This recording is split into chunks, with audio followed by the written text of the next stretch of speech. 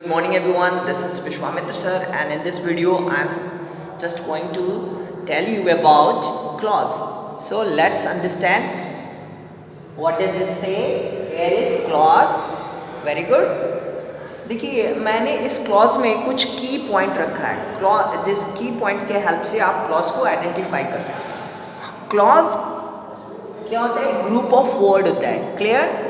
और ये एक सेंटेंस का पार्ट भी होता है। क्या होता है? एक सेंटेंस का पार्ट भी होता है। I mean this is a part of sentence.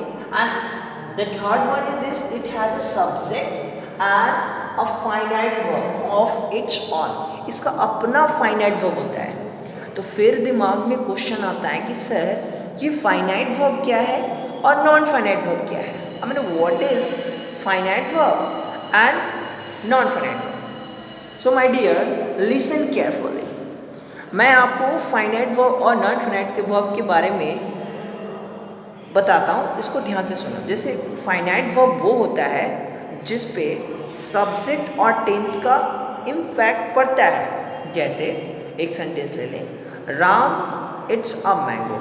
तो यहाँ पर वर्ब इट्स हुआ तो वो इट्स सब्जेक्ट के अकॉर्डिंग लिया, सो इट्स हुआ V5 और टेंस के भी अकॉर्डिंग ये फॉलो कर रहा है। Okay, so such type of verb is called finite verb. और जिस पे इम्पैक्ट नहीं पड़ता है, मीन जिस पे इफेक्ट नहीं पड़ता है, जो सब्जेक्ट और टेंस के अकॉर्डिंग नहीं वर्क करता है, वो वर्ब हो जाता है आपका नॉन फाइनाइट वर्ब। जैसे हम ले लेते हैं नॉन फाइनाइट में, swimming is a good exercise. तो स्विमिंग क्या हो गया? ये नॉन फाइनाइट हो गया। नॉन फाइनाइट में जेरेंड हो गया आपको, बट यहाँ पर अभी जेरेंड की बात नहीं कर रहे हैं, नॉन फाइनाइट और फाइनाइट की बात कर रहे हैं। तो यहाँ पर स्विमिंग जो हो गया इस सेंटेंस में, ये सब्जेक्ट के अकॉर्डिंग नहीं काम कर रहा है और ना ही टेंस के अकॉर्डिंग काम कर रहा है। ये अपना खुद एक फॉर्म बनाया हुआ है जो सब्जेक्ट के जैसा एक्ट कर रहा है। क्लियर? ठीक है। और इसके बारे में हम लोग पढ़ेंगे, इस पर मैं एक और वीडियो बना दूंगा अगली क्लास में। ठीक है, सो पहले आप इसको समझे। तो मैंने बताया क्लॉज में, क्लॉज क्या होता है? ग्रुप ऑफ वर्ड होता है, ठीक है। और ये सेंटेंस का एक पार्ट भी होता है। This is also the part of sentence. And third one is this, it has a subject and also a finite verb of its own. जैसे कि हम लोग एक एग्जांपल लेते हैं, we should take a example and by which we try to understand which one is this clause. Here is all the students who are sitting on the last bench.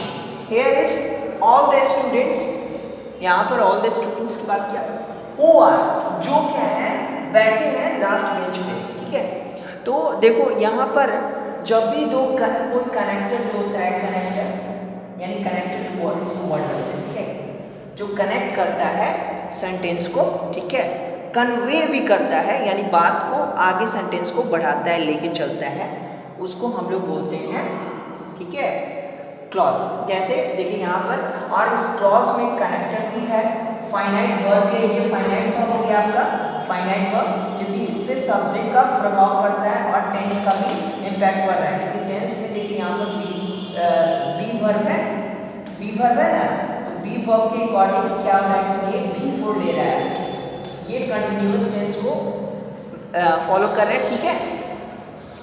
And second one we should take give him what he wants। तो what he want आपका clause हो गया, ठीक है, clause हो गया। और इस क्लॉज में देखिए फाइनाइट वर्ब भी आपका यहाँ पे है, फाइनाइट वर्ब, ये आपका फाइनाइट वर्ब हो गया, ये भी आपका फाइनाइट वर्ब था। तो अपना इसका फाइनाइट वर्ब है, अपना ये फाइनाइट वर्ब है। और दूसरा ये ग्रुप ऑफ वर्ड भी हो गया, और तीसरे मतलब ये ग्रुप ऑफ वर्ड भी हो गया। देखिए ये भी, और ये सेंटेंस का पार्ट भी है।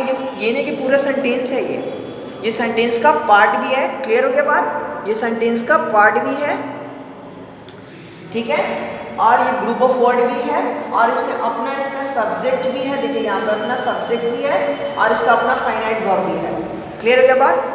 सो हम लोग आगे इसके बारे में देखते हैं क्या होता है क्या नहीं, और इसके काइंड्स के बारे में। ओके, सो डियर, यहाँ देखिए मैंने कुछ इसके टाइप को लिखा है। ठीक है, क्लॉज के टाइप को मैंने लिख दिया इसको आप ध्यान से देखिए और समझिए।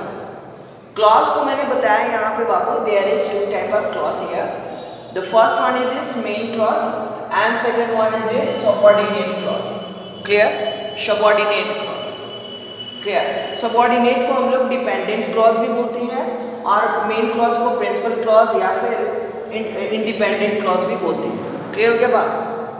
अब इंडिपेंडेंट के वर्ड से आप क्लियर ये चीज हो गए होंगे कि इंडिपेंडेंट है वो जो क्लॉज इंडिपेंडेंट रहता है ना, वो मेन क्लॉज हो गया या फिर प्रिंसिपल क्लॉज हो गया।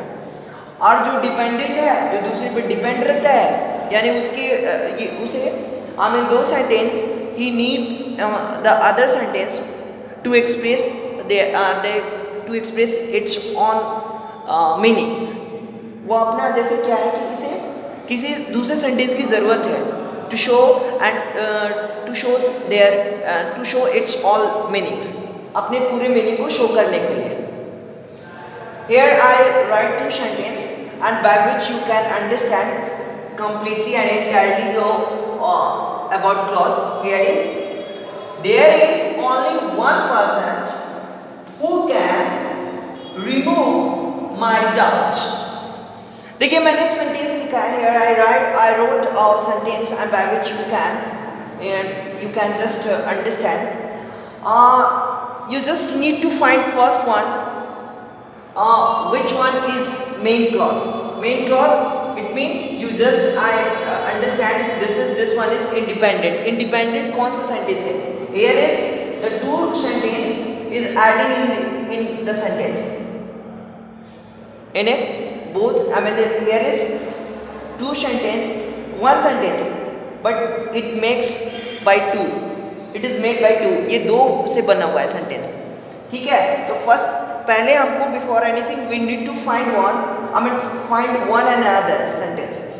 Here is one sentence, here is one sentence and the other one is this, and then after we have to consider which one is belongs to main and other one is subordinate. I mean I already told you about the characteristics of the main and subordinate. Subordinate, it means dependent, I mean depend on other sentence, and main is independent. Here is there is only one person. If you are talking about this sentence, if there is only one person, it expresses the full meaning. It expresses full meaning. It doesn't need the other sentence to express its all sense. इसको किसी दूसरे sentence की जरूरत नहीं है express करने के लिए अपना। But if you are talking about the other one sentence, he need I mean it's need other sentence to express its all sense. So this one is subordinate clause, you can say it, and other one, I mean the first one is this main clause. I hope you understood very well. Correct? In the same way we should just take the other one sentence. I don't know what date today I mean sorry, I don't know what date it is today. I mean here I don't know, it shows complete sense. It shows complete sense. It doesn't need any other sentences. But here is what day it is today. It needs other sentence to express its all meaning.